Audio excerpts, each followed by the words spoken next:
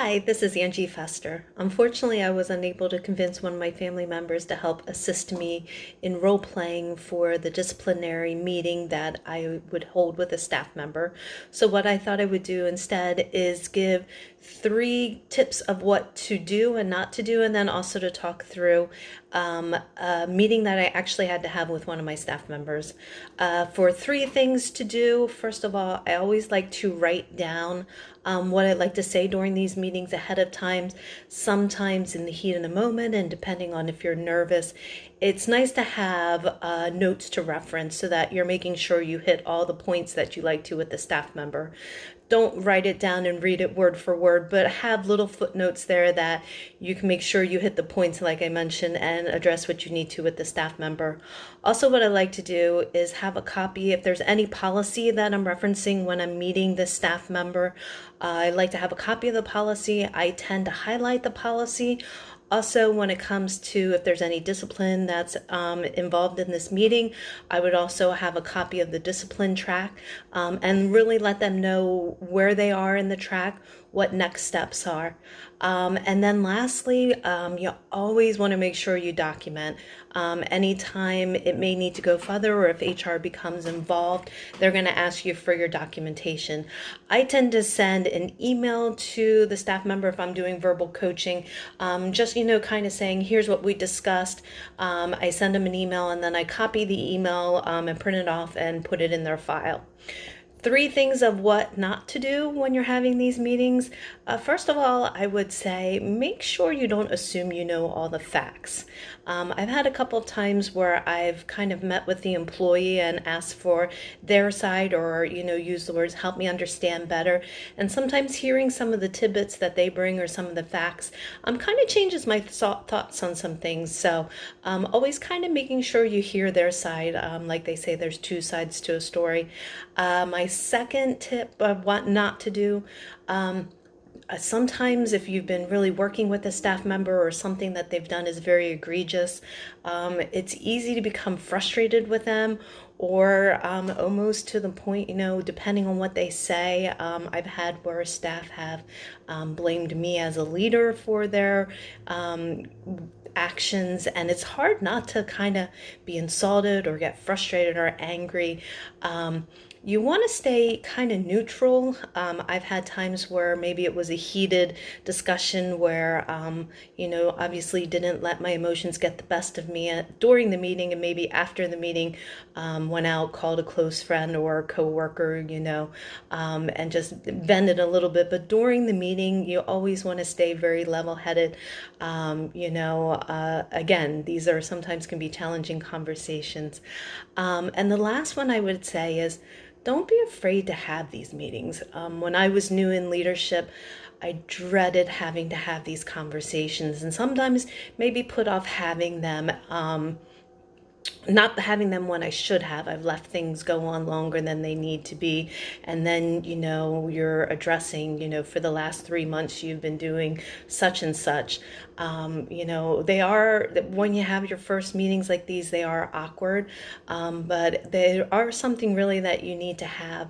And you'll get better with them as they go on along. Not something that you want to get better at, but they do get easier per se. One of the most interesting meetings that I had to have like this was when I was a supervisor for a lab. I had one of my staff members who was scheduled to work on a Saturday actually brought her 3 kids along with her to work. She had her kids set up in the waiting area, but at one point her 2-year-old came back with her and was standing beside her while she was drawing lab work on patients. The way that was brought to my attention was there were 2 different patients that called. Our organization had a care to share hotline where you could call and share your experience. And I had 2 different patients that were seen that day called in and kind of reported their concerns about how there were little kids at the lab. So I came into work that Monday morning with the phone call from the person who, was manning the care to share, reporting this is what had happened at my outpatient lab over the weekend. first of all, I was really disappointed that none of her coworkers mentioned anything. And so, first of all, one of the things I had to do was I had two conversations. First of all, I had a conversation with her coworkers that were working that day and mentioning, to them, why didn't anybody say anything? Or even if they, obviously they said they didn't feel comfortable approaching her and telling her it was wrong. And then I mentioned, well, why didn't anybody call me? And I really tried to show them what it was being from my point of the situation, and how it really made me feel when I got the phone call from the Care to Share line versus hearing it from my staff, and having to be able to address it that way. And then I brought the team member in, and it was quite the interesting conversation hearing about her bringing her children to work. She thought that it was better to bring her kids to work versus calling out sick on a Saturday. And the interesting thing is, like I mentioned in the beginning, I like to have a policy to reference because it's common sense that you shouldn't bring your children to work. There wasn't necessarily a policy to reference. And so it was kind of an interesting conversation to navigate, but definitely, under patient safety, set the expectation.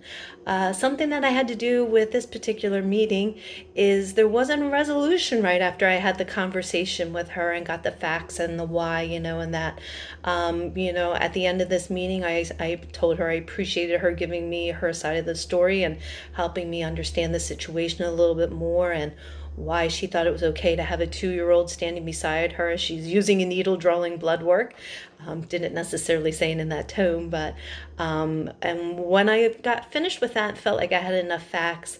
I had to reach out to my HR partner, and so that would be something that I always would suggest to when, especially on situations where maybe you need a little more guidance. Where exactly does this fall? What is the proper next steps for this? And so I thanked her for it. I didn't necessarily say that this was the end. I said I just needed to do some more follow-up based on this, and this was not our first incident with this person.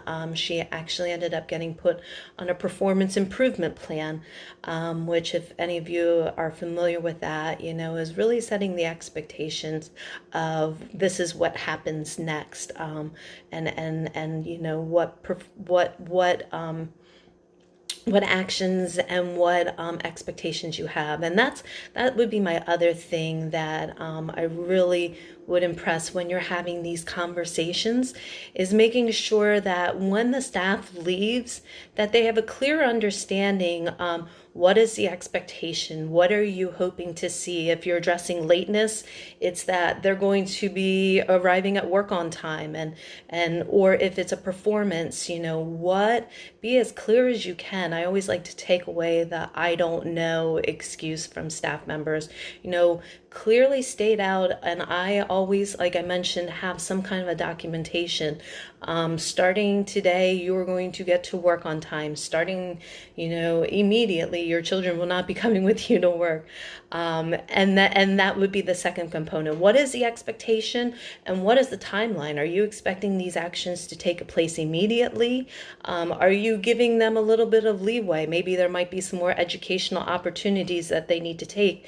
When is the expectations starting? Effective immediately, effective upon completion of additional training. You really want to make sure they have a clear understanding of this is what, the expectations are. And that way too, when I'm presenting that, I always give them the opportunity to say, let me know if there's any barriers that you feel like may prevent you from meeting these. I had a staff member who attendance was a problem. And when I had to have that conversation about tardiness, it came up that she had unreliable childcare, and having those conversations, we were able to adjust her schedule a little bit so that it wasn't that she was constantly tardy. And then the last part is make sure they know what the ramifications are if they don't meet these expectations. You always want to start off with, some verbal coaching, depending on the level of severity of the action they are. But no, after this coaching, if expectations aren't met, here's the next step. Like I mentioned in the beginning, one of the organizations I worked for had a clear discipline track, and it was really nice to utilize that to be able to say, hey, you're in this point, you're at verbal coaching. Next step is a written reprimand, or let them know what happens if these expectations aren't met. And then my last tidbit I always like to probably just leave with is when you're having these conversations, it really should be only between you and the staff. And what I mean by that is it should only really be the staff that knows what kind of discipline they're having. Um, I've seen other supervisors where they made it very clear when they were disciplining their staff members and kind of use that to kind of rule by fear. If you don't do this, you'll be like so and so, and I just wrote her up or something like that. I really feel like, that's between you and the staff member. And sometimes it's hard for to lead that way because, depending on if the person's always late, their coworkers may want to know, hey, what happened? Why aren't they getting into trouble? And I always try to say, I keep confidential what happens between me and another staff member, just like you would want if I'd have to have the conversation with you confidential. I've actually had to suspend staff members and have done it in a way that none of their coworkers knew that they were suspended. Now, if they decide to go out and tell their coworkers they were suspended, that's different. But it would never be something that if I had to do something that I'm out there and I'm the one sharing it. And that's another thing, again, as a leader to build that trust with your staff. I think it's really important, to kind of handle these situations with care. Make sure, if they're expressing confidential information to you, I used to always say, in my office, it's Vegas rules. What's said in these four offices will sometimes stay in these four walls here in my office and that stuff too. So those are my kind of tips and tricks. I apologize that I wasn't able to truly role play, but hopefully this will be some helpful information to you as you may need to navigate some of these situations in the future.